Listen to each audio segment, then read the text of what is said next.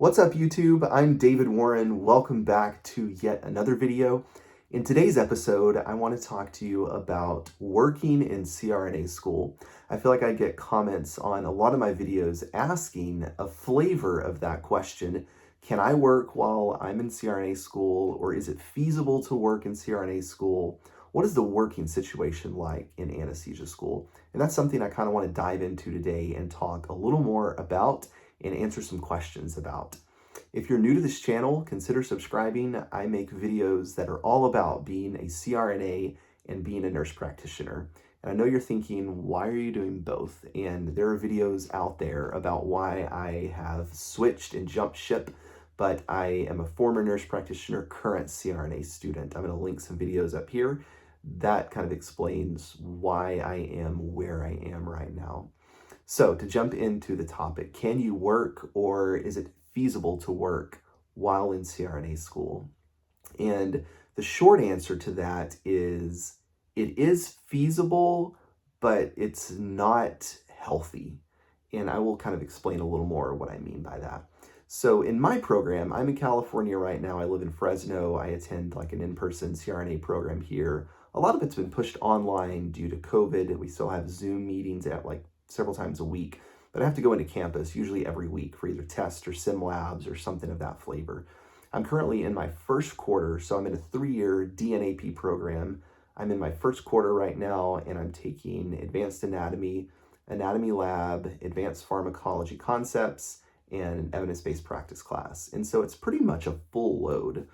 I will say that it is feasible to work in CRNA school from my experience, first quarter where I'm at right now.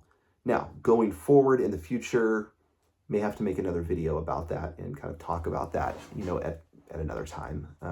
As of right now, it is feasible for me to work, and I'll kind of leave it at that. We'll get into more of those details here shortly. Now, whenever I interviewed for the program and whenever I enrolled in the program, there are some programs that make you sign waivers saying that you can't work, you agree not to work, etc. Where I'm at right now, they do not do that. And so I did not have to sign anything. I did not have to commit to not working. They just said, hey, you're in a graduate DNP program, do your best. Like, you're obviously smart and like where you're headed in life, use your brain and do the right thing and know the material. And that's kind of like the talk that we got. And so I didn't have to sign anything, didn't have to like sign my life away saying I would never work, etc.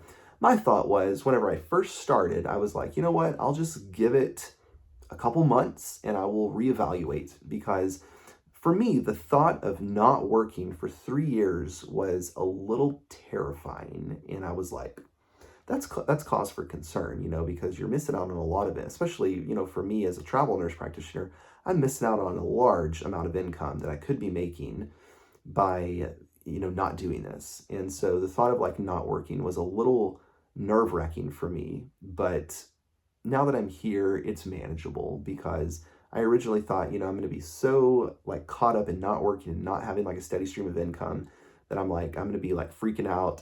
And the truth is, I do think about it at times, but overall, like I think about the stuff I have to know, and I think about like the classes I'm in and like what I'm learning. And I don't really have time to like let my brain drift in that direction to be like, okay, I don't have a steady stream of income right now. Like that's terrifying.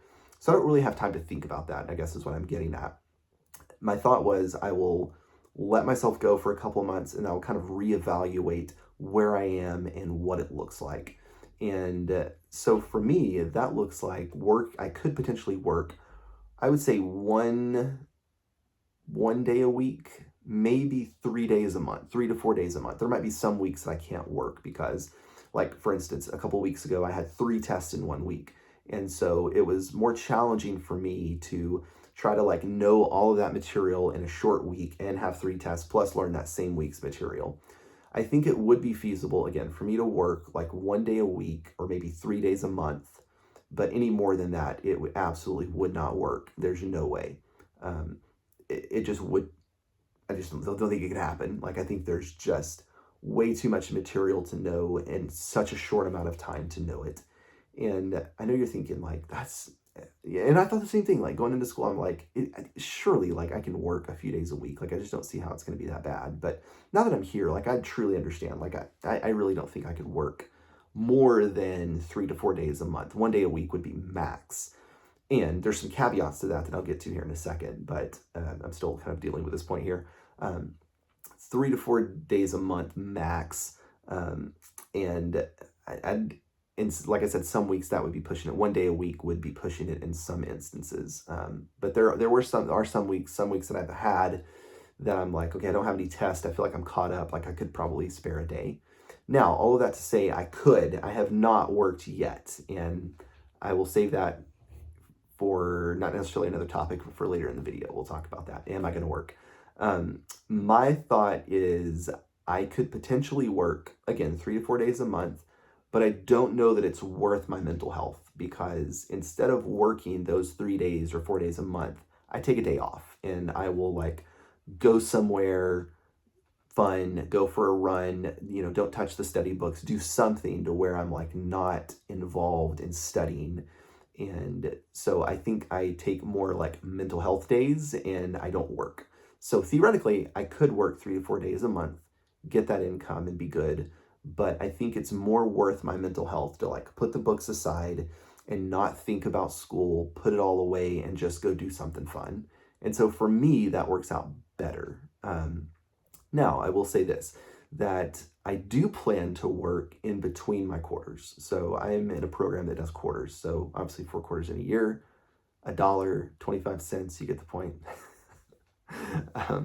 So 4 quarters in a year, we get like roughly 2 weeks off, a week and a half off, right at a week and a half to 2 weeks between almost every quarter. And so my plan is to go up to Alaska and to work straight for those 2 weeks that I'm off. And that way I can make a good chunk of change that will pretty much pay for tuition for that prior quarter. So that's my thought. If I weren't going to do that, I would consider picking up maybe 1 or 2 shifts somewhere here in the area. But as of now, I'm like, it's more worth my mental health than it is to pick up some shifts and try to make some extra income. So, and I know you're probably thinking like, what is it like? And that's like what I thought initially when I first got into the program. I'm like, what is this going to be like that I can't even spare a few days a week? And I will tell you, I am literally buried in a textbook or buried in notes or buried in flashcards. I'm doing something school related every single day.